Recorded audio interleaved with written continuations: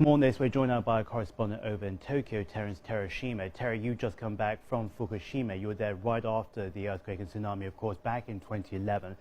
I just want to get an understanding of what happens there for the people who continue to live in the zone. It's very difficult for a lot of us to understand why they continue to do that, but of course this has been their home, maybe not just for their whole lives, but even for generations. That's how, of course, they earn their money, of course. But let's talk about what happens now, because they've been given assurance after assurance that everything is under control. And what they hear now is that there is a leak from Fukushima that amounts to at least 300 tons. And I say at least because my next question will go into the transparency of TEPCO. But start off with that. What are they saying when you saw them yesterday? Well, basically they were fed up and angry, at TEPCO, because it has been repetitive, and this is not the first time, but certainly the largest leakage. And originally they denied that it was seeping into the sea, and after a day they admitted that some of the water is being leaked to the sea. So it's a repetitive of denial, then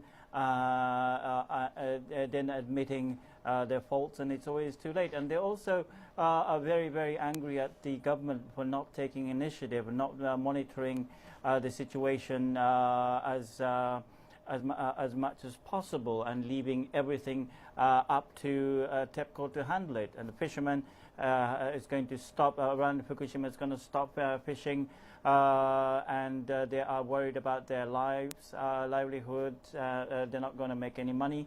And also some of the people with children are deciding to move out, and farmers are certainly concerned about the underground water leak. So there are concerns all around, and many of them feel that they would not see the day that they can come back and live there peacefully.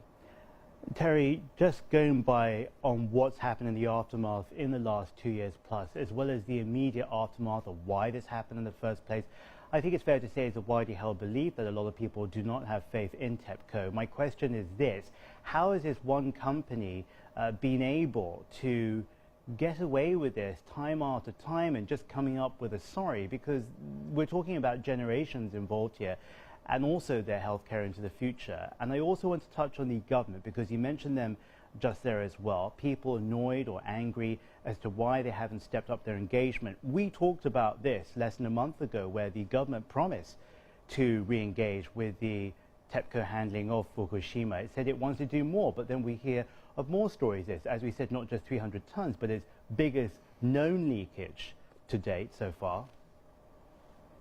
Yes, one of the reasons is that I've been talking to some of the experts, is that TEPCO was a former government-funded company, and it is a company that many of the bureaucrats are descending, what we call the descent to the company after retirement from the ministry. So they are very strong in that sense, and they are very well connected. And also the fact that Prime Minister Shinzo Abe wants to export Japan's nuclear technology, and also promote Japan to restart some of the nuclear facilities. So somewhat the electric companies are protected.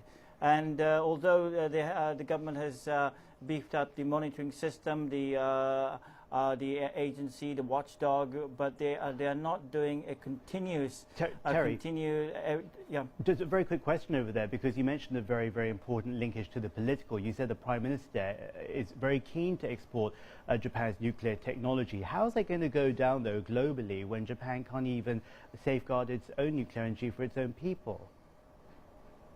Well, that's something that Prime Minister Shinzo Abe and LDP is trying to separate. The fact that Japan's nuclear technology is safe, but the this current problem of water leakage is dealing with the aftermath, and it's not the technology itself. It's more of a company handling the matter badly. So basically, Shinzo Abe is trying to put up the fire and trying to export the technology for economic recovery, and that is something that he's going to have a hard time talking about when he visits the Middle East and asks the same questions that you just asked. It's a very, very sad story for the people still living in the area. Terrence Hiroshima joining us there from our studio in Tokyo. Thanks, Terry.